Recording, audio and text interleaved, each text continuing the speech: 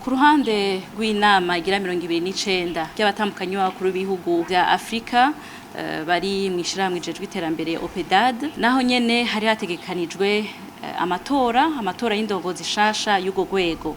Muri ayo matora rero naho nyene icubahiro umutambukanyi w'umukuru w'igihugu c'u Burundi Angeline Ndayishimiye yaritavye ayo matora arashikiriza nawe nyene ijwi.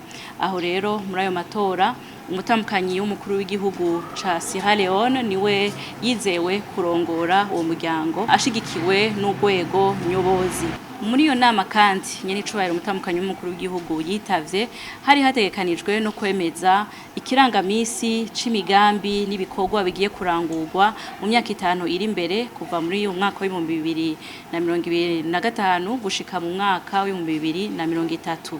Aho rero naho nyene icubahiro Angeline Ndayishimiye yaraterereye bimwe biboneka. Abatambukanyi b'abakuru b'ibihugu vya Afrika barakeje bimwe biboneka icubahiro Angeline Ndayishimiye ku bikorwa vyiwe, ku buhizi bwiwe no kuvyo yaranguye, na cane ko yahora ari mu rwego nyobozi rw'iryo shirahamwe mu myaka 2 iheze. Rero barashimye cyane ibikorwa yaranguye mu gihe yari muri urwo rwego nyobozi, barashima ubwira n'ubukerebutsi kuko byagize uruhara ruboneka mu bene gihugu.